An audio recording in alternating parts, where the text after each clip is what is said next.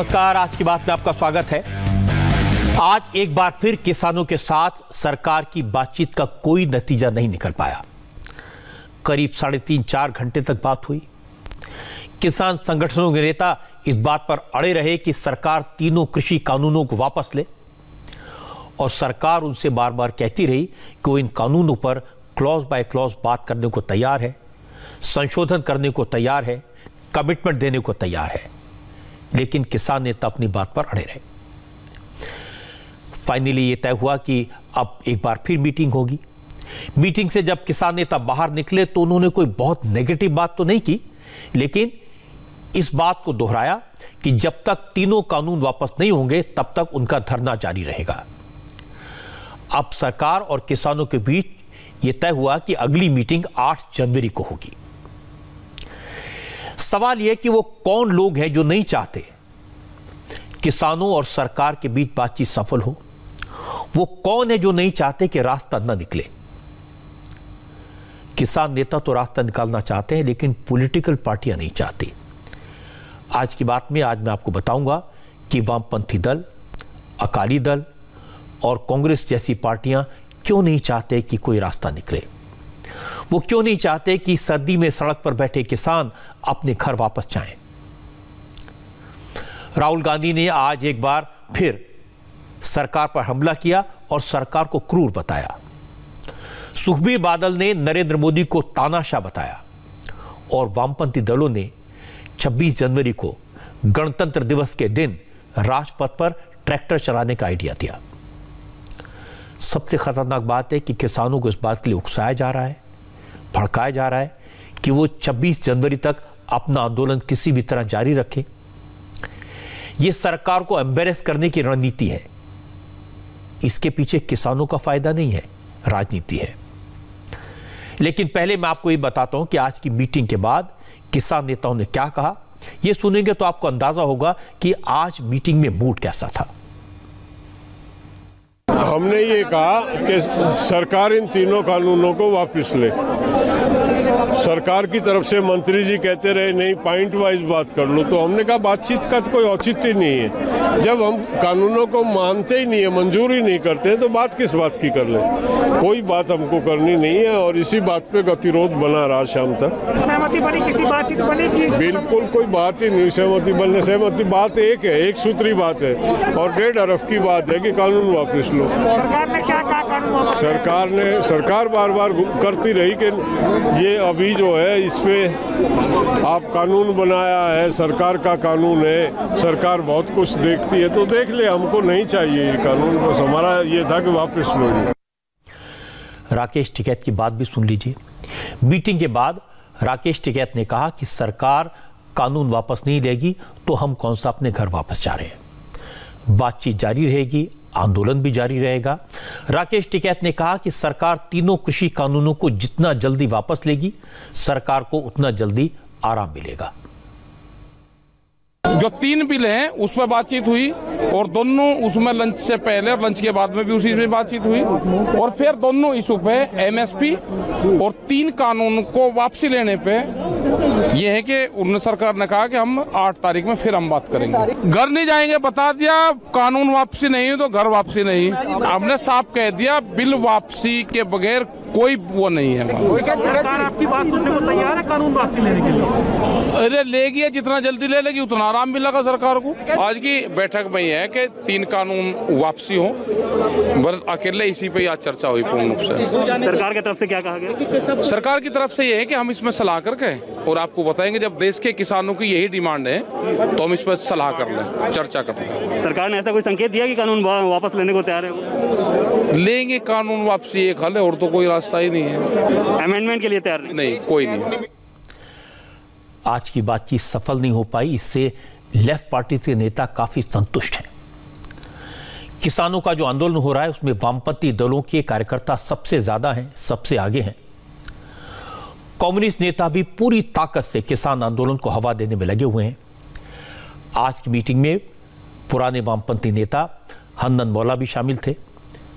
उन्होंने कहा अब तो तय हो गया कि सरकार को कानून वापस लेने ही होंगे, उससे कम पर किसान मानने वाले नहीं हैं।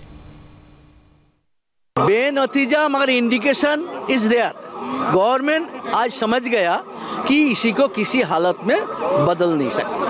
हम आज फॉर्मली बता दिया, बोला 40 संगठन नहीं है, 450 संगठन हम रोज बैठते हैं, उसके फैसला है, एक भी संगठन का दो राय नहीं है। तो इसलिए ऐसा मत समझो पूरा हिंदुस्तान के सारे संगठन रिपील चाहता है, और हम लीडर भी गांव में वापस नहीं जा सकता बिना रिपील।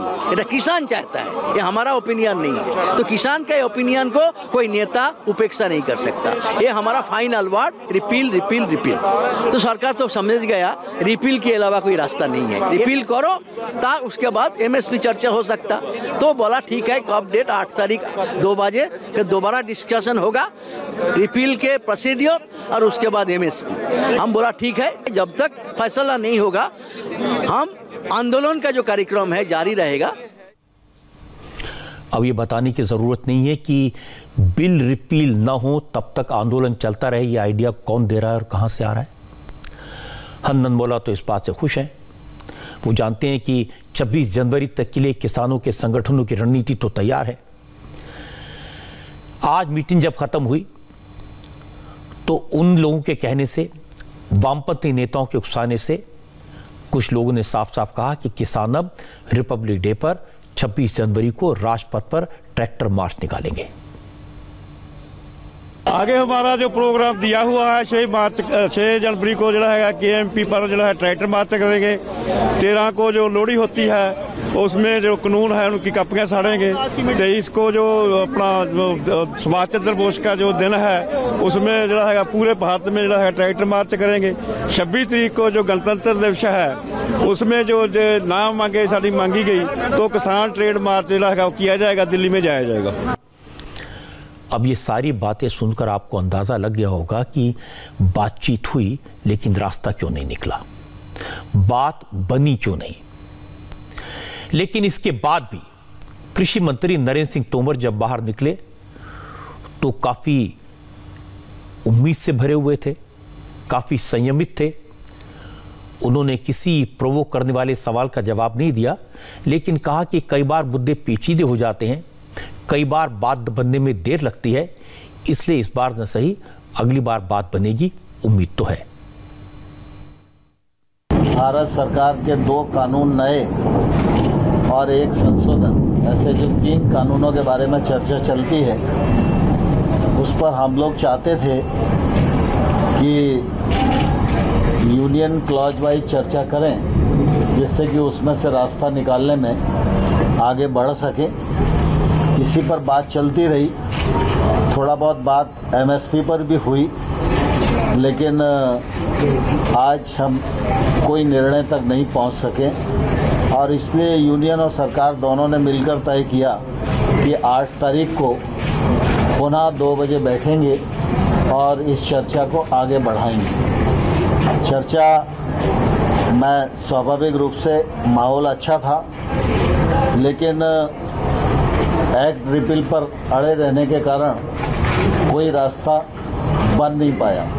लेकिन मुझे आशा है कि जिस प्रकार की बातचीत आज हुई है उस हिसाब से अगली बैठक में सार्थक चर्चा होगी और संभवतः हम लोग समाधान तक पहुंच पाएंगे। मैं समझता हूं चर्चा जिस हिसाब से चल रही है उसके आधार पर मैं कह सकता हूं कि कुल मिला के किसानों की मान्यता ये है कि सरकार इसका रास्ता ढूंढे और हम सब लोगों को आंदोलन समाप्त करने का अवसर से रास्ता निकलने के लिए तो तालियां दोनों हाथ से ही बजती हैं ना। मुझे लगता है जल्दी समाधान होगा। जब बातचीत से कोई रास्ता नहीं निकल पाता तो जब कृषि मंत्री मीडिया से बात करते हैं तो रिपोर्टर्स कोशिश करते हैं कि उनके मुंह से कोई ऐसी बात निकलवा ली जाए जो बड़ी हेडलाइन बने। लेकिन नरेंद्र सिंह तोमर मैंने देखा है कि नपातुला बोलते हैं और वो बिल्कुल बेखौफ होकर साफ साफ बात कहते हैं और पॉजिटिव माइंड से बात कहते हैं। आज भी उन्होंने कहा कि सरकार को पूरे देश के किसानों की चिंता करनी है, पूरे देश के किसानों को ध्यान में रखकर फैसले करने हैं। इसलिए जो किसान संगठन कृषि कानूनों का विरोध कर रहे हैं उन्हें यह बताना चाहिए कि कानून के किस किस हिस्से पर, किस किस प्रोविजन पर उन्हें दिक्कत है, तो सरकार उनकी आशंका को दूर करेगी या फिर उस क्लॉज में संशोधन करेगी। लेकिन यह कहने से कि बात नहीं बनेगी, कानून वापस ले लो, ये कैसे होगा? जब इस प्रकार के विषय होते हैं तो निश्चित रूप से चर्चा के कई दौर करना पड़ते हैं। समस्या के कानूनी पहलुओं को भी ध्यान में रखना पड़ता है, पूरे देश को भी ध्यान में रखना पड़ता है। देश में करोड़ों किसान हैं, उनकी अपनी भावनाएं हैं, उनके कानून के लाभ और हानि और हित उससे जुड़े हुए हैं। तो सरकार तो देश भर के किसानों के प्रति प्रतिबद्ध है ना। तो सरकार को जब कोई निर्णय करना है तो निश्चित रूप से सारे देश को ध्यान में रखकर ही निर्णय करेगी। सरकार ने कानून बनाया है और सरकार ने कानून बनाया है तो किसान के समग्र हित को ध्यान में रखकर ही कानून बनाया है। लेकिन किसान के प्रति भारत सरकार नरेंद्र मोदी जी का नेतृत्व पूरी तरह संवेदनशील है। जब किसान आंदोलन पर हैं और सरकार किसान यूनियन के साथ चर्चा कर रही है तो हमारी अपेक्षा है कि यूनियन की तरफ से वो विषय आए जिस विषय में किसान को कोई परेशानी होने वाली है, तो सरकार खुले मन से उस पर विचार करने को तैयार है। विषय दो ही हैं, मुख्य रूप से कानून और एमएसपी।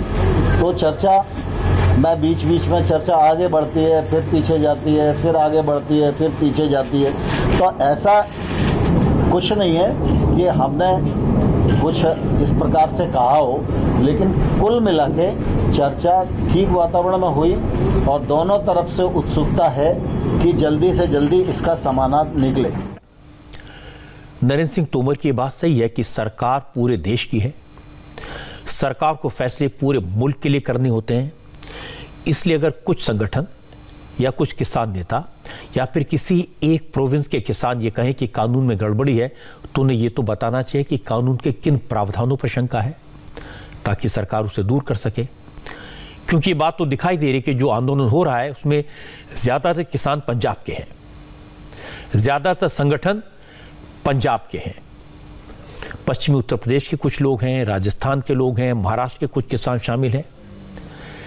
लेकिन एक बात यह भी समझना जरूरी है कि पंजाब से, महाराष्ट्र से और राजस्थान से वामपंथी दलों के नेता अपने अपने संगठनों के कार्यकर्ताओं को बड़ी संख्या में दिल्ली के बॉर्डर पर लाए हैं और इसके सबूत मैंने आपको कई बार दिखाए हैं। इसलिए यह कहना तो ठीक नहीं होगा कि पूरे देश के किसान इन कृषि कानूनों का विरोध कर रहे हैं। लेकिन यह भी सही है कि जो लोग आंदोलन कर रहे हैं, जो किसान सड़क पर बैठे हैं, वो भी हमारे अपने हैं। उनकी बात भी सरकार संवेदनशीलता के साथ सुने और सरकार ने बात सुनी भी है। किसानों को भी सरकार की नीयत पर शक नहीं करना चाहिए और मुझे लगता है उन्हें है भी नहीं। तो फिर आप सोचेंगे कि अगर दोनों साइड पॉजिटिव हैं तो रास्ता क्यों नहीं निकल रहा? इसलिए नहीं निकल रहा क्योंकि इस आंदोलन के पीछे सियासत है। जो नजर नहीं आ रहे वो सियासी लोग, जो सामने नहीं आ रहे वो राजनीतिक पार्टियां नरेंद्र मोदी से अपना हिसाब बराबर करने के चक्कर में किसानों को सड़क पर बैठने के लिए उकसा रहे हैं और किसान अब तक तो इस बात को समझ नहीं पाए हैं। और मैं इसका सबूत आपको दिखाता हूं। आज जब किसान सरकार के साथ बात करने के लिए जा रहे थे, उसी वक्त पटियाला में अकाली दल के नेता सुखबीर सिंह बादल अपनी पार्टी के नेताओं के साथ कैमरे के सामने आए। उन्होंने सीधे सीधे प्रधानमंत्री नरेंद्र मोदी पर हमला किया और कहा कि पूरे देश के किसान कृषि कानूनों को वापस लेने की मांग कर रहे हैं और नरेंद्र मोदी अपनी जिद पर अड़े हैं। किसान इसे बर्दाश्त नहीं करेंगे। सारे ਨੂੰ पता है जे किसानी कमजोर होगी तो देश कमजोर हो जाऊगा ते देश बहुत पीछे चले जाऊगा। दुनिया तक कल्ला एक इंसान जो नहीं समझदा प्राइम मिनिस्टर मोदी है, ਜਿਹੜੇ ਆਪਣੇ ਹੰਕਾਰ ਨੂੰ ਲੈ ਕੇ ਉਹਦੇ ਚ ਮੈਂ ਜਿਆਦਾ ਆਈ ਪਈ ਹੈ ਕਿ ਮੈਂ ਉਹ ਵਾਪਸ ਨਹੀਂ ਲੈਣਾ। तो ਇਸ ਕਰਕੇ ਜਿੰਨੀ ਉਹ ਲੇਟ ਕਰਨਗੇ ਉਹਨਾਂ ਸੰਘਰਸ਼ ਹੋਰ ਫੈਲੂਗਾ, ਹੋਰ ਵਧੂਗਾ, ਹੋਰ ਤਾਕਤਵਰ ਹੋਊਗਾ। संघर्ष ने मोदी साहब सोचते हैं कि संघर्ष जो लेट होके कमजोर होगा, बहुत गलत फहमी च है। जेडे किसान है पूरी जिंदगी संघर्ष करते रहते हैं, तो उन्होंने वास्ते भावें 2 महीने हो भावें 6 महीने, जिन्ना तक वापस कानून नहीं होंगे उन्होंने उत्थे ही रहना। राजनीति कैसे लोगों को बदल देती है, सुखबीर बादल उसका एक परफेक्ट एग्जाम्पल है। ये वही सुखबीर बादल हैं जो कुछ महीने पहले तक करतारपुर साहिब कॉरिडोर से लेकर अमृतसर के कायाकल्प के लिए प्रधानमंत्री नरेंद्र मोदी के गुण गाते थे। उनके पिता प्रकाश सिंह बादल सार्वजनिक मंच से मोदी को देश के लिए वरदान बताते थे। कुछ महीने पहले तक सुखबीर बादल की पत्नी हरसिमरत कौर नरेंद्र मोदी की सरकार में कैबिनेट मिनिस्टर थी और उन्होंने इन तीनों कृषि बिलों का समर्थन किया था। कानून बनने के बाद पब्लिकली ने डिफेंड किया था। आज उसी अकाली दल के नेता वही सुखबीर सिंह बादल नरेंद्र मोदी को जिद्दी और अहंकारी कह रहे हैं। इसकी वजह है, असल में अकाली दल के नेताओं को लगता है कि जैसे ही वो एनडीए से बाहर निकलेंगे, उन्हें लगता था कि जैसे ही सिमरत कौर इस्तीफा देंगी तो मोदी सरकार हिल जाएगी। किसान टकराव के रास्ते पर उतरेंगे तो नरेंद्र मोदी घबरा जाएंगे, इन लोगों से वापस आने की अपील करेंगे, कानून को वापस ले लेंगे। इसका क्रेडिट अकालियों को मिलेगा, सुखबीर बादल को मिलेगा। और जब ऐसा कुछ नहीं हुआ तो सुखबीर बादल समेत तमाम नेता परेशान हो गए, किसानों को भड़काने के काम में लग गए। अब सुखबीर बादल अपने घर पर बैठकर किसानों को सर्दी में सड़क पर बैठने के लिए उकसा रहे हैं और इसके पीछे सिर्फ और सिर्फ सियासत है। यही हाल कांग्रेस का है। पंजाब में तो अकाली और कांग्रेस एक दूसरे के सियासी दुश्मन हैं, लेकिन किसानों के मुद्दे पर, नरेंद्र मोदी के विरोध पर दोनों एक जैसी भाषा बोल रहे हैं। राहुल गांधी, प्रियंका गांधी से लेकर रणदीप सुरजेवाला तक सब के सब नरेंद्र मोदी की सरकार को कोस रहे हैं। आज जो बात सुखबीर ने कही, वही बात राहुल गांधी ने ट्विटर पर लिखी। राहुल गांधी ने कविता वाले अंदाज में लिखा, सर्दी की भीषण बारिश में टेंट की टपकती छत के नीचे जो बैठे हैं सिकुड़ ठिठुर कर, वो निडर किसान अपने ही हैं, गैर नहीं। सरकार की क्रूरता के दृश्यों में अब कुछ और देखने को शेष नहीं। और इसके बाद कांग्रेस के प्रवक्ता ने राहुल की लाइन को आगे बढ़ाया। आज 8वां मीटिंग राउंड जो था, आज वो असफल हुआ है, जो इस बात का जीता जागता सबूत है कि भारतीय जनता पार्टी एक मोटी चमड़ी, किसान विरोधी, अहंकारी सरकार है। भाजपा आज किस बात का इंतजार कर रही है? 60 किसान पहले से ही वो स्वर्ग सिधार गए हैं। भाजपा कितने किसानों की मौत और देखेगी जब वो अपनी कुंभकर्ण वाली नींद से जागेगी? सत्य तो ये है, भाजपा ने ठान ली है कि वो हिंदुस्तान को एक किसान मुक्त भारत बना के रहेगी। जो किसान भाजपा को लंगर खिलाता है, वो भाजपा किसानों को गैस के गोले और लाठियां दागने से नहीं रुक रही। पूरा विश्वास है कि अन्नदाता जीतेगा, लंगर लाठी को जरूर हराएगा। राहुल गांधी तो 6 साल पहले से सिर्फ मोदी विरोध में लगे हैं, कभी जवानों के नाम पर तो कभी किसानों के नाम पर, कभी अंबानी के नाम पर तो कभी अडानी के नाम पर। आज भी उनका बयान इसी अंदाज में था। लेकिन राहुल गांधी ने अब तक ये नहीं बताया इन 3 कानूनों से किसानों का नुकसान कैसे होगा। उन्होंने ये भी नहीं बताया कि कानून जो किसान के लिए बने, उससे अंबानी का और अडानी का क्या फायदा होगा। आज रिलायंस ने एक बयान जारी करके कहा कि न तो वो किसी तरह की कॉन्ट्रैक्ट फार्मिंग में इन्वॉल्व है और ना ही वो किसानों से सीधे फसल खरीदते हैं। उनका किसानों से कोई लेना देना नहीं है। लेकिन किसानों को भड़काने में राहुल गांधी और वामपंथी दल साथ साथ है। कम्युनिस्ट पार्टी अपने काडर का इस्तेमाल किसानों को उकसाने में कर रही हैं। वामपंथी दलों के नेताओं ने किसानों के आंदोलन को किसानों की प्रतिष्ठा से जोड़ दिया है और इस चक्कर में मामला इतना उलझ गया।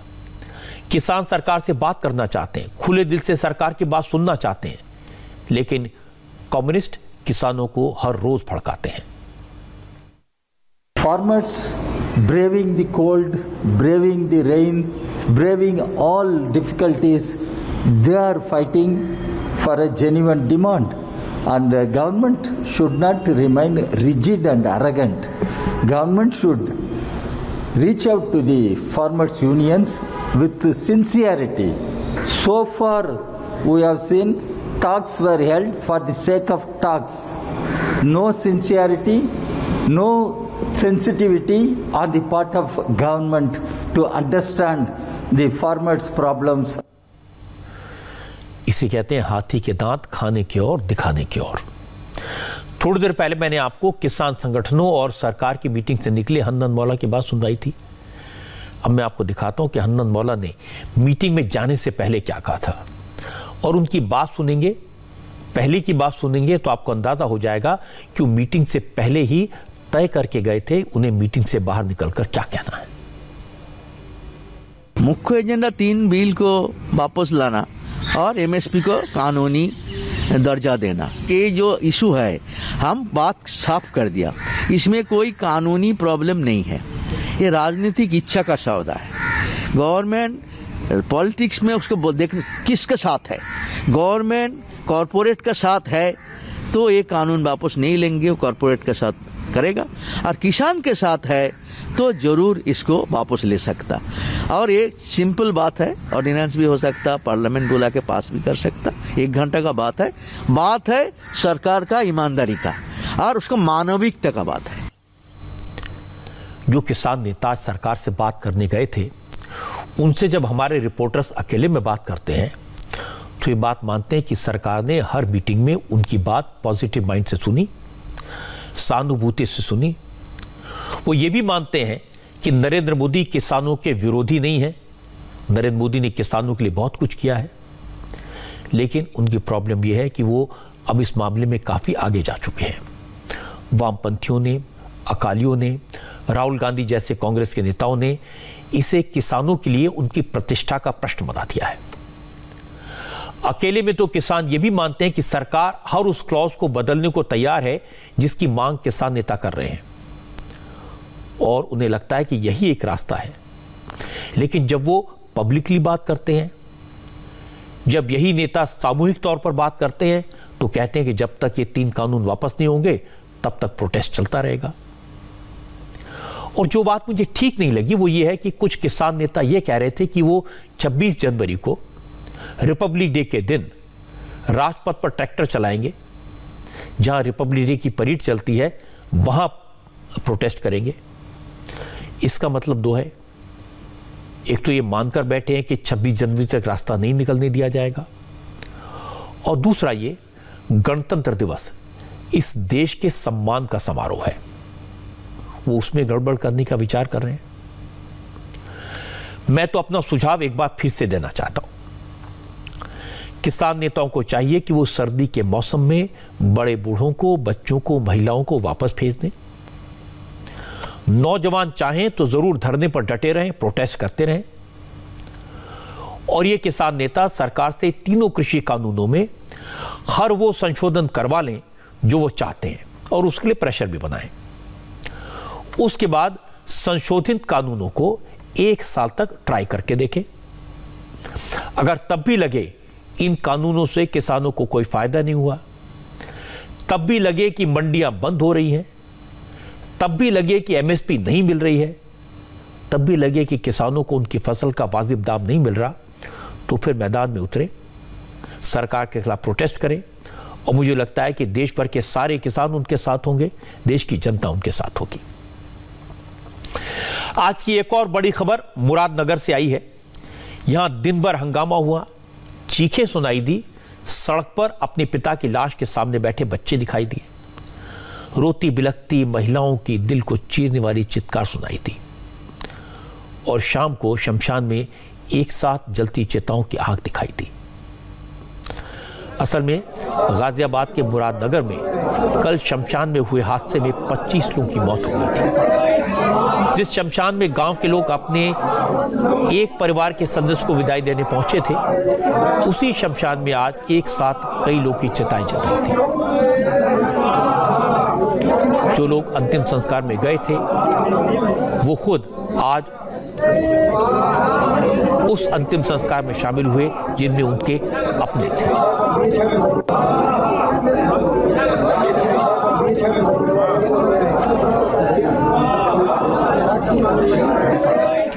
शाम को एक साथ कई चिताएं जल गई, लेकिन इससे पहले आज दिन भर मुरादनगर में जमकर हंगामा हुआ।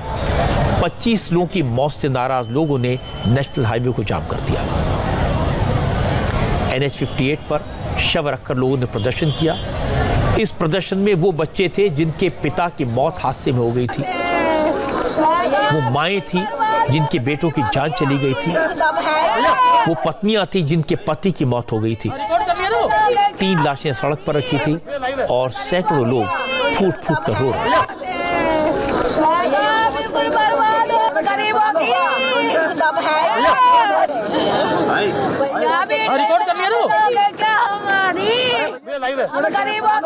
पोता भी नहीं है, एक पोता ही छोटा जरा सा, करने वाला कोई नहीं बचा, रोना ही रोना बच गया मेरे पास, सब कुछ नहीं बचा।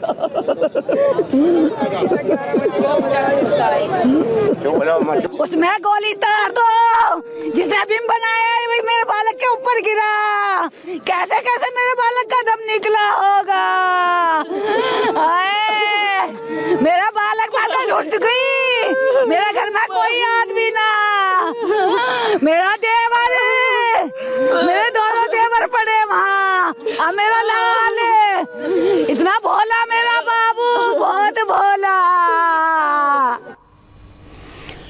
इससे ज्यादा दुख की, इससे ज्यादा तकलीफ की कोई बात नहीं हो सकती कि जो लोग बिना किसी वजह के, बिना किसी कारण के मारे गए, और इसलिए मारे गए क्योंकि जिस व्यक्ति ने वो स्ट्रक्चर बनाया था उसने उसमें बेईमानी की थी। हालांकि जैसे ही ये खबर मिली कि सड़क ब्लॉक कर दी गई है तो मेरठ के कमिश्नर और आईजी तुरंत मौके पर पहुंचे, प्रदर्शन कर रहे लोगों को समझाया, उनकी बात सुनी। असल में ये घटना कल की है। मुरादनगर के शमशान की छत गिर गई थी, इस हादसे में 25 लोगों की मौत हुई। पता लगा कि शमशान का भवन सिर्फ 3 महीने पहले बना था, इसी लोग इतने नाराज हैं और उनकी नाराजगी वाजिब भी है। लोग कह रहे हैं कि करप्शन के कारण 25 लोगों की जान गई। सरकार ने तुरंत इस मामले में एफआईआर दर्ज की। इस भवन को बनाने के लिए ठेकेदार अजय त्यागी को 50 लाख रुपए दिए गए थे। जूनियर इंजीनियर चंद्रपाल ने नक्शा देखा था और उसकी क्वालिटी को अप्रूव किया था, जबकि सुपरवाइजर आशीष ने भी अपनी रिपोर्ट लगाई थी। इसलिए इन सब के खिलाफ गैर इरादतन हत्या का मामला दर्ज किया गया है और नामजद एफआईआर की गई है। नगर पालिका परिषद की executive officer Niharika Singh, joint engineer Chandrapal और सुपरवाइजर आशीष को पुलिस ने अरेस्ट कर लिया है, लेकिन ठेकेदार अजय त्यागी अभी तक पुलिस की गिरफ्त से बाहर है। अजय त्यागी की तलाश हो रही है और तलाश के लिए 25,000 रुपए के इनाम का भी ऐलान किया गया है। लेकिन जिन लोगों की मौत हुई उनके परिवार वालों का कहना है कि इतना काफी नहीं है। लोगों का कहना था कि लाशों का अंतिम संस्कार तभी करेंगे जब सरकार मरने वालों के परिजनों को सरकारी नौकरी और उनके अनाथ हुए बच्चों की पढ़ाई लिखाई का लिखित भरोसा देगी। करो मतलब वहाँ उठवा दिया कैजुअलिटी तुमने 3 लोग यहाँ पे उठाने की तैयारी कर रहे हो। अरे उठ के तो जाएंगे सब जाएंगे, सबका जन्म सबका होना है। लेकिन ये तो सोचो जिसके घर का गया उसे तो कुछ तसल्ली में आदमी की पूर्ति पैसा नहीं कर पाएगा। छोटे छोटे बच्चे आप तो देखो, ऊपर से ये लोग फीते लगा के टोपी ओढ़ के हमसे उल्टा बोल रहे हैं आप कौन हो। अरे पूरा मुरादनगर एक परिवार है, हम सब परिवार के हैं। हम लोग भी परिवार है यार, हम लोग कहीं बाहर के हैं क्या? हम लोग भी बाहर भी देख, हम बोले ना अपनी मांग हम ऐसे पीछे कर। हमारी एक डिमांड है, मृतक परिवार को 20 लाख रुपए, घायल परिवार को 10 लाख रुपए और सबको जितने भी परिवार हैं सबके घर में एक गवर्नमेंट जॉब, और जो इसमें है मौजूद जिन्होंने धांधलेबाजी करी है उन दोषियों के खिलाफ सख्त कार्रवाई अभी तुरंत। मरे हुए आदमियों के लिए 20 लाख रुपए और एक नौकरी सरकारी हर परिवार को दी जाए। जो घायल है उन्हें 10 लाख रुपए और उन्हें एक नौकरी, ये चाहिए। हमें इंसाफ चाहिए। सबसे पहले तो हम उन लोगों की गिरफ्तारी चाहते हैं जिनकी वजह से ये हादसा हुआ है। ये इस टाइप से अगर सामान बनता रहेगा तो रोज किसी न किसी के घर से कोई ना कोई कमाने वाला जाता ही रहेगा। उन लोगों के गिरफ्तारी चाहिए और हम योगी आदित्यनाथ जी से मिलना चाहते हैं। हम उन्हीं से बात करेंगे, हम किसी और से बात नहीं करना चाहते। सुबह से हम यही कह रहे हैं, हम योगी जी से बात करेंगे। सरकार हमारी, वोट हमने दिया, मंत्री हमारे, और ये नेता लोग हमें समझाने हमें योगी आदित्यनाथ जी से बात करनी है। कृपा करके हमारा संदेश योगी जी तक पहुंचाइए। इनकी बात तो बिल्कुल सही है। जब तक इस तरह का भ्रष्टाचार करने वालों को कड़ी सजा नहीं मिलेगी, जब तक उनके मन में डर नहीं होगा, तब तक इस तरह के स्ट्रक्चर बनते रहेंगे और इस तरह से मासूम लोग मौत के शिकार होते रहेंगे। इसीलिए लोग प्रदर्शन कर रहे थे, सड़क पर बैठे थे, हाईवे पर कई किलोमीटर लंबा जाम लग गया, लेकिन पुलिस ने, प्रशासन ने किसी तरह की सख्ती नहीं बरती। पुलिस की संवेदना लोगों के साथ थी, लोगों को समझाया। अफसरों ने परिवार वालों से कहा कि सरकार गांव वालों का दर्द समझती है, कानूनी कार्रवाई हो चुकी है, अब परिवार का दर्द कम कैसे करना है, परिवार वालों की मदद कैसे करनी है, इसका इंतजाम सरकार जरूर करेगी। सरकार के आश्वासन के बाद लोगों ने नेशनल हाईवे से जाम हटा लिया। सरकार के आश्वासन के बाद लोगों ने नेशनल हाईवे से हटकर शवों का अंतिम संस्कार करने के लिए पुलिस की बात मान ली। और इसके बाद उत्तर प्रदेश के मुख्यमंत्री योगी आदित्यनाथ ने अपनी सरकार के मंत्री सुरेश खन्ना और अतुल गर्ग को पीड़ित परिवारों से मिलने के लिए भेजा। राहत दी बात हो गई है राहत की। हालांकि इस मौके पर इन लोगों के आंसू पोंछने की तरह है। जो कुछ भी राहत की बात हुई है, कि चाहे 10 लाख रुपए की बात हो, चाहे नौकरी की बात हो, 3 लोगों को जेल भेजा जा चुका है। 4 लोग नामजद थे, उनमें से एक की तलाश जारी है और हमारी कोशिश ये होगी कि जितनी जल्दी से जल्दी हो सके उसको गिरफ्तार किया जाए। हर हालत में कोशिश ये रहेगी कि न्याय जरूर मिले और एग्जाम्पलरी पनिशमेंट मिले इन लोगों को, जिन लोगों ने दोषी पाए गए। जिस गांव से एक साथ 25 लाशें उठी हों, जिस गांव के 25 लाख लोग मौत के घाट उतर गए हों बेकसूर, उस गांव का दुख समझा जा सकता है। जिस परिवार में बेटे की भी मौत हो जाए, चाचा भी उसी हादसे का शिकार हो जाए, परिवार में कोई कमाने वाला न बचे, उस परिवार की पीड़ा, उस परिवार की चिंता, उस परिवार का दर्द समझना मुश्किल है। यह घटना एक हादसा थी, लेकिन यह भी सही है कि यह करप्शन का नतीजा थी। इससे जो परिवार इसका शिकार हुए, उनका गुस्सा जायज है, उनकी मांगे भी वाजिब है, उनका परेशान होना भी ठीक है। अच्छी बात है कि सरकार ने गांव के लोगों के लिए मदद करने का फैसला किया, उनके कष्ट को, उनके दर्द को समझा। योगी आदित्यनाथ ने अपने मंत्रियों को मौके पर भेजा, परिवारों के प्रति संवेदना जताई, उन्हें भरोसा दिलाया कि उनकी मदद की जाएगी। जहां तक सरकार की नीयत का सवाल है, योगी आदित्यनाथ की नीयत का सवाल है, मुझे लगता है कि अगर सरकार ने गांव के शमशान को बेहतर बनाने के लिए 50 लाख रुपए का टेंडर निकाला, तो सरकार की मंशा तो विकास की थी, गांव की भलाई की थी, इसमें तो शक नहीं हो सकता। लेकिन 50 लाख रुपए में बना भवन 3 महीने में ताश के पत्तों की तरह गिर जाएगा, तो करप्शन तो हुआ है, लूट तो हुई है, इसमें तो कोई शक नहीं है। लेकिन इस घटना के बाद अगर नगर पालिका की executive officer, junior engineer, supervisor और ठेकेदार के खिलाफ नामजद रिपोर्ट हो और सरकार अपने अफसरों को गिरफ्तार कर ले, ऐसा कम देखने को मिलता है। यह करप्शन के खिलाफ योगी आदित्यनाथ की कमिटमेंट का सबूत है। इसलिए मुरादनगर के लोगों को सरकार पर भरोसा हुआ है, योगी आदित्यनाथ पर उनका विश्वास बढ़ा है। अब ठेकेदार को जल्दी से जल्दी जेल पहुंचाया जाए, अपराधियों को सजा मिले और पीड़ित परिवारों से मदद का जो वादा किया गया है उसे जल्दी से जल्दी पूरा किया जाए। यह सरकार की जिम्मेदारी है, ताकि लोगों का विश्वास सिस्टम पर बना रहे।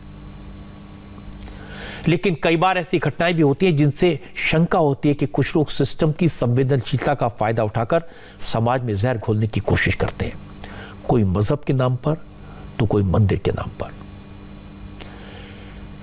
मैं इसकी वजह भी आपको समझाऊंगा, लेकिन पहले 15 सेकंड का एक स्पॉन्सर मैसेज। आखिर क्या हैं वो फीचर्स जो इंडिया टीवी लाइव ऐप को बनाते हैं सबसे अलग, सबसे बेहतर, और जिसने दिलाया इसे देश की सबसे इनोवेटिव न्यूज ऐप का खिताब? चलिए देखते हैं। आज रायबरेली से परेशान करने वाली खबर मिली है। पता लगा कि रायबरेली के गांव में एक मुस्लिम शख्स ने हिंदू धर्म अपनाया, तो गांव वालों ने उसके घर पर हमला कर दिया, उसे परिवार समेत जलाने की कोशिश की और इस घटना के बाद गांव में तनाव है। जब इस खबर के बारे में मुझे पता चला, कुछ वीडियोस मैंने देखे जिसमें हिंदू संगठनों से जुड़े लोग नारेबाजी करते हुए गांव की तरफ जाते दिखाई दे रहे हैं, तो मैंने इसकी तहकीकात करने के लिए, हकीकत का पता लगाने के लिए अपने संवाददाता विशाल प्रताप सिंह को मौके पर भेजा। और जो बात सामने आई वो हैरान करने वाली थी। पहली बात तो यह पता लगी कि मोहम्मद अनवर कोई हाल ही में देव प्रकाश पटेल नहीं बना था। उसने 4 महीने पहले इस्लाम छोड़कर हिंदू धर्म अपनाया था। लेकिन यह बात सही है कि अनवर के घर में आग लगी थी और अनवर से देव प्रकाश पटेल बने अनवर का कहना था कि उसे गांव वालों ने मारने की कोशिश की थी क्योंकि वो हिंदू बन गया और उसने अपने घर के बगल में देवी का मंदिर बनाने का प्रयास किया था। मैं पहले का मुस्लिम था सर, और उसके बाद में हृदय में पीड़ना उठी। एक वो है पूजा पाठ पहले से शुरू से ही कर रहा था। उसके बाद में हमने जो है कहा थी दुर्गा माँ के और काली जी की तस्वीर रखे थे घर के अंदर, हमने पूजा करते थे। और उसके बाद में ग्रामीण लोग को जो है मालूम पड़ा सर, तो जो इन्होंने क्या काम किया, पूरे मोहम्मडन इकट्ठा होकर उस तस्वीर को इस सामने जो नार है वहाँ ले जाकर गड़वा दिए थे। सर आप ऐसे चले आइए, हम दिखाएं कि जहाँ मैं काली जी का और क्या कहते दुर्गा जी का पूजा करता था। ये लोग बाकायदे वीडियो बनाए, तो उसके बाद में हमको धमकी दिया गया था सर, धमकी दिया गया था ये सर कि जो है क्या कहा थी आपको जान से मार देंगे, जो है क्या कहा थी, और इसको अगर नहीं गाड़ेंगे तो। वजह सिर्फ यही थी कि आप हिंदू धर्म अपनाने की कोशिश कर रहे थे और दुर्गा जी की और काली माँ की पूजा करना शुरू कर दिया था। जी सर। हिंदू धर्म अपनाने के बाद में मैं जो है कहा थी देव प्रकाश पटेल झंडिया लगाए थे, इसी का जो वहाँ वो मूर्तियाँ रख दिया गया है, इसी का विरोध है और बाकी कुछ नहीं सर। मूर्तियाँ आपने कहाँ रखी थी, वो जगह हम लोगों को क्या दिखा सकते हैं आप? जी सर, ये मूर्तियाँ यहाँ पर रखी हुई थी सर। ये देखिए अंदर ये वो घर है, यहाँ वो कमरा है जहाँ पर देवी देवताओं की, हिंदू देवी देवताओं की मूर्तियों को स्थापित किया गया था। कैलेंडर्स और जो पोस्टर्स हैं वो अभी भी लगे हुए हैं, लेकिन जो मूर्तियाँ यहाँ लगाई गई थी उनको कहाँ रखा गया है? अली अहमद और ताहिर प्रधान ने इन लोग जो है पूरे मोहम्मडन अतागन रतासों की जितनी मुस्लिम पार्टी थी सर, उसको ले जाकर नरवा में गड़वा दिए थे सर। जिस जगह को अनवर मंदिर बता रहा था वहां देवताओं की तस्वीरों वाले 2 पोस्टर लगे थे। अनवर का दावा था कि गांव के मुसलमानों ने उनके घर में बने मंदिर को तोड़ दिया, वहां रखी मूर्ति को नाले में फेंक दिया। लेकिन सच्चाई ये निकली कि अनवर के घर में कोई मंदिर नहीं था। उसके घर के बगल में जो जमीन थी वहां उसने कुछ झंडे और कुछ मूर्तियों को रखा था, जिनको लेकर विवाद हुआ। हमारे संवाददाता विशाल प्रताप सिंह ने बताया कि असल में यह जमीनी झगड़ा है। अनवर जिस जमीन को अपनी बता रहा है उस पर गांव के दूसरे परिवार का भी दावा है। अनवर ने वहां देवी देवताओं की मूर्ति रखकर पूजा करने की कोशिश की तो विरोध और बढ़ गया और अगले दिन अनवर के घर में आग लगाने की घटना हुई। अनवर ने इसे प्रचारित कर दिया और दावा किया कि मुसलमान से हिंदू बनने पर उसे जलाकर मारने की कोशिश की गई। इसके बाद कुछ लोग नारेबाजी करते हुए गांव में पहुंच गए।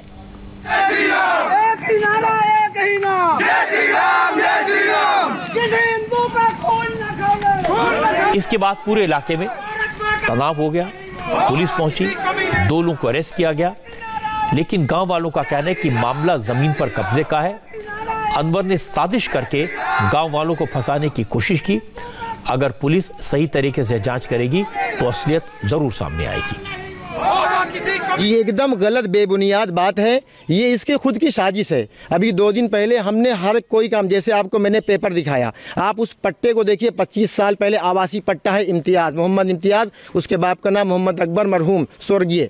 वो पट्टे को लेके हम कई बार तहसील में गए, कोतवाल को हमने FIR कराई और उसके बाद तहसीलदार को भी हमने उसकी FIR कॉपी दी। गांव वालों की बात सुनने के बाद विशाल प्रताप सिंह ने पुलिस अधिकारियों से बात की। रायबरेली के DM वैभव श्रीवास्तव ने कहा उन्हें तथ्यों के बारे में जानकारी है। इसके बाद प्रशासन ने माना कि मामले में पेच है और इसकी गहराई से जांच की जाएगी।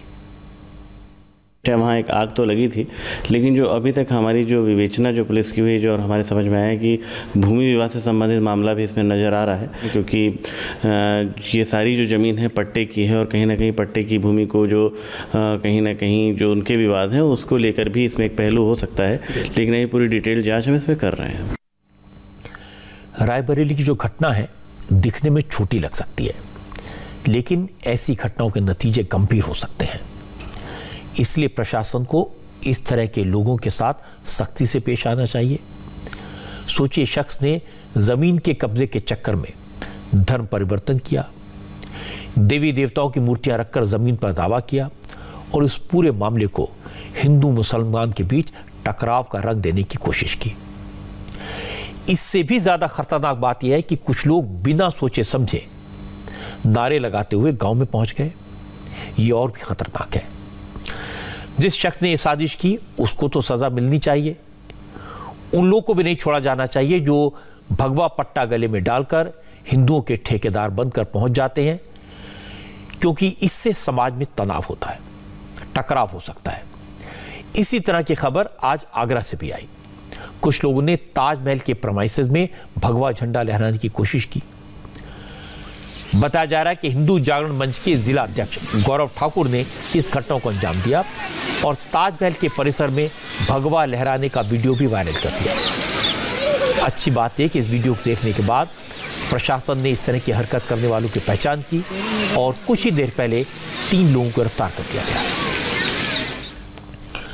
जो लोग कभी ताजमहल पर भगवा फहराकर हीरो बनने की कोशिश करते हैं, जो लोग कभी मथुरा के किसी मंदिर में नमाज पढ़कर खुद को सबसे कट्टर मुसलमान दिखाने की कोशिश करते हैं, ऐसे सब लोगों की जगह, वो हिंदू हो या मुसलमान हो, ऐसे लोगों का कोई धर्म नहीं होता, उनकी जगह जेल में होती है। ये लोग धर्म का नाम, मजहब का नाम लेकर लोगों के बीच में नफरत पैदा करने की कोशिश करते हैं और ऐसे ही लोगों की वजह से दंगे भड़कते हैं।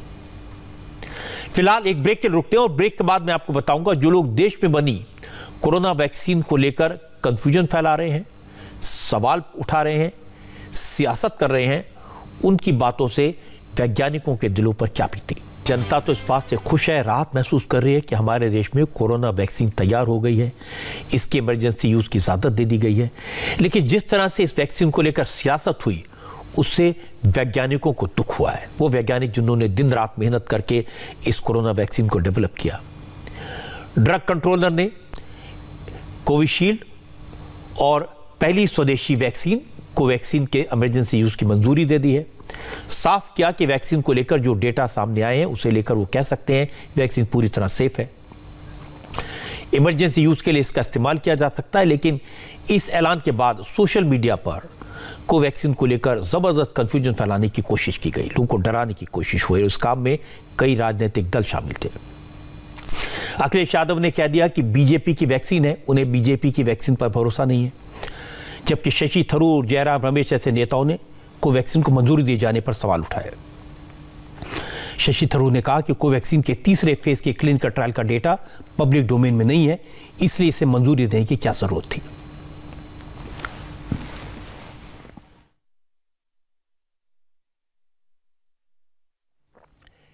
एस्ट्राजेनेका वाली वैक्सीन से ही काम चला सकते थे, लेकिन जयराम रमेश ने कहा कि कोवैक्सीन के लिए फेज 3 ट्रायल के लिए सेट किए गए इंटरनेशनल प्रोटोकॉल्स को मॉडिफाई किया गया। ये आरोप गंभीर थे, सियासी थे, लेकिन इसका असर हमारे साइंटिस्ट पर हुआ। कोवैक्सीन भारत बायोटेक कंपनी ने बनाई है। कंपनी के मैनेजिंग डायरेक्टर कृष्णा भल्ला खुद बहुत बड़े साइंटिस्ट हैं। कई महीनों से हर रोज 16-16 घंटे लैब में काम कर रहे हैं। तब जाकर वक्त से पहले ये कोवैक्सीन तैयार हुई। आज कृष्णा एल्ला ने कहा कि कंपनी ने फेज 1 और फेज 2 दोनों के डेटा डेजिग्नेटेड इंस्टीट्यूशंस के साथ शेयर किए। तीसरे फेज में 26,000 लोगों पर ट्रायल हो रहा है। ये दुनिया का सबसे बड़ा क्लिनिकल ट्रायल है। इसमें 24,000 लोगों पर ट्रायल पूरा हो चुका है। जहां तक सेफ्टी के डेटा की बात है तो 10% से भी कम लोगों में साइड इफेक्ट दिखे। साइड इफेक्ट बहुत माइनर नेचर के हैं जो ज्यादातर वैक्सीन में होते हैं। कृष्णा एल्ला ने बताया कि मार्च तक कोवैक्सीन को लेकर तीसरे फेज का पूरा डेटा मिल जाएगा। उन्होंने कहा कि भारत बायोटेक का वैक्सीन के मामले में लंबा और अच्छा रिकॉर्ड है। ये ग्लोबल कंपनी है, 400 से ज्यादा पेटेंट हैं और कोवैक्सीन फाइजर वैक्सीन से किसी भी मुकाबले में कम नहीं है। कृष्णा एल्ला ने बताया कि कोवैक्सीन को इसलिए टारगेट किया जा रहा है क्योंकि हम एक इंडियन कंपनी है, सॉफ्ट टारगेट है, इंडियन साइंटिस्ट हैं, इसलिए हमारी इमेज खराब करने की कोशिश की गई। Europe says we will not accept the UK data. US says we will not accept the UK data because they have to clean up the data, clinical data. Whereas in India, we do all systematically in a 200% transparent, 200% honest clinical trial, and we get a bashing from everybody. Everybody in the news media gets into bashing on us. That's not right for us. Please help as a scientist to survive. I want startup to survive in this country, and I want innovation to survive in this country. We have done a wrong, please point out. But why is it you don't question the UK trial? Nobody want to read that. Because Indian scientists are easy. They have to be clear. You talk facts. If UK has done it wrong, you talk about UK also. If I have done wrong, you talk about India also. No problem. Talk about equal rights on this matter. Because I have to bring this because some other company has branded me as a water. That is why I have to tell this. If I have talked a little rashly, please forgive me about that. Okay? And it hurts. It hurts a scientist who works 24 hours and he gets hurt, bashing by people for the sake of selfishness and for the sake of, to show they are intellectually above others. That's not right. We don't deserve that. अच्छी बात यह कि आज प्रधानमंत्री मोदी ने वैज्ञानिकों के इस दर्द को समझा, उन्हें सपोर्ट किया, कहा कि वैज्ञानिकों का तो हमें आभारी होना चाहिए। मोदी ने कहा कि साइंटिस्ट ने बहुत मेहनत की, आपदा को अवसर में बदला, और मोदी ने कहा कि वैज्ञानिकों ने अपना काम कर दिया। अब ये देश की जिम्मेदारी है कि मेड इन इंडिया के ब्रांड को दुनिया भर में स्थापित करें। आज जब देश आत्मनिर्भर भारत का अभियान, इसका संकल्प लेकर के आगे बढ़ रहा है, तो हमें याद रखना है कि इसका लक्ष्य क्वांटिटी भी है, लेकिन साथ साथ क्वालिटी भी उतनी ही महत्वपूर्ण है। यानी स्केल भी बढ़े और साथ साथ स्टैंडर्ड भी बढ़े। हमें दुनिया को केवल भारतीय उत्पादों से भरना नहीं है, ढेर नहीं खड़े कर रहे हैं। हमें भारतीय उत्पादों को खरीदने वाले हर एक कस्टमर का दिल भी जीतना है और दुनिया के हर कोने में दिल जीतना है। मेड इन इंडिया की न केवल ग्लोबल डिमांड हो, बल्कि ग्लोबल एक्सेप्टेंस भी हो, ये हमें सुनिश्चित करना है। हमें ब्रांड इंडिया को क्वालिटी, क्रेडिबिलिटी के मजबूत स्तंभों पर और मजबूत बनाना है। भारत बायोटेक की वैक्सीन वाकई में इंडियन है, देसी है, हमारी है। कुछ साइंटिस्ट ने इसके बारे में शिकायतें की हैं, सवाल उठाए हैं। उन्होंने कहा कि वैक्सीन की क्षमता कितनी है, एफिकेसी कितनी है, इसका डेटा नहीं दिया गया।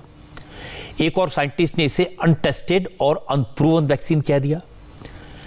तीसरे ने कहा कि अभी इसका 3rd क्लिनिकल ट्रायल चल रहा है, इसलिए इसे अप्रूवल नहीं मिलना चाहिए। तो आज भारत बायोटेक ने इन सबके जवाब दिए और साफ कर दिया कि फेज 1 और फेज 2 में जो नतीजे आए थे उसके आधार पर अप्रूवल देने का DCGI को हक है, और दूसरा इसे सिर्फ बैकअप के तौर पर अप्रूव किया गया है। अगर केसेस बहुत बढ़ जाएंगे तो कोवैक्सीन का इस्तेमाल क्लिनिकल ट्रायल बोर्ड में किया जाएगा। अब वैज्ञानिकों ने जो सवाल उठाए उनके जवाब तो मिल गए, लेकिन नेताओं ने जो सवाल उठाए, किसी ने इसे बीजेपी की वैक्सीन बताया जैसे इसे जेपी नड्डा ने बीजेपी के दफ्तर में तैयार किया हो। किसी ने इसे सरकारी वैक्सीन बताया जैसे मोदी जी की प्रॉपर्टी हो। ऐसी बातों का न कोई मतलब है और न इनकी परवाह करनी चाहिए। आज चीन से हैरान करने वाली खबर आई, अलीबाबा कंपनी के मालिक जैक मा पिछले 2 महीने से गायब हैं। हैरान करने वाली खबर आपको बताऊं, चीन के बिजनेस टाइकून अलीबाबा ग्रुप के फाउंडर जैक मा, जिनकी गिनती दुनिया के 25-30 अमीर लोगों में होती है, 2 महीने से गायब हैं। जैक मा को पूरी दुनिया में उनके काम के लिए जाना जाता है, इसलिए सबको चिंता है। अक्टूबर में जैक मा ने चाइना के प्रेसिडेंट शी जिनपिंग की नीतियों की आलोचना की और उसके बाद से वो गायब हो गए। जैक मा के इस बयान पर चीन की कम्युनिस्ट पार्टी भड़क गई थी और तभी से जैक मा न तो पब्लिक में किसी प्लेटफॉर्म पर दिखाई दिए, न ही सोशल मीडिया पर दिखाई दिए। आमतौर पर जैक मा दुनिया से ट्विटर के जरिए टच में रहते थे, लेकिन पिछले साल 10 अक्टूबर के बाद उन्होंने कोई ट्वीट नहीं किया। जैक मा के खिलाफ चीन की सरकार लगातार एक्शन ले रही है। नवंबर में चीन के अफसरों ने जैक मा के एंट ग्रुप के 37 अरब डॉलर के आईपीओ पर रोक लगा दी थी। चीन की सरकार ने जैक मा से कहा कि वो तब तक देश के बाहर नहीं जा सकते जब तक उनके ग्रुप के खिलाफ चल रही जांच पूरी ना हो जाए। इसके बाद से जैक मा लापता हैं। जैक मा, मैंने आपको बताया कि दुनिया के 25वें सबसे अमीर शख्स हैं। उनकी कुल संपत्ति 5090 करोड़ डॉलर यानी करीब 3.77 लाख करोड़ रुपए है। अगर जैक मा को चीन की सरकार ने नजरबंद किया है, उन्हें गायब किया है, तो पूरी दुनिया को मिलकर इसके खिलाफ आवाज उठानी चाहिए। अब एक नजर उन खबरों पर जो कल सुर्खियों में होंगी। पार्लियामेंट की नई बिल्डिंग से जुड़े सेंट्रल विस्टा प्रोजेक्ट पर रोक लगाने वाली पिटीशन पर सुप्रीम कोर्ट कल फैसला सुनाएगा। प्रधानमंत्री नरेंद्र मोदी कल कोच्चि मंगलुरु गैस पाइपलाइन की शुरुआत करेंगे। आरएसएस से जुड़े 25 संगठनों की गांधीनगर में 3 दिन की बैठक शुरू होगी। मोहन भागवत और जेपी नड्डा इसमें शामिल होंगे। कोरोना वैक्सीनेशन का दूसरा ड्राई रन कल से शुरू होगा।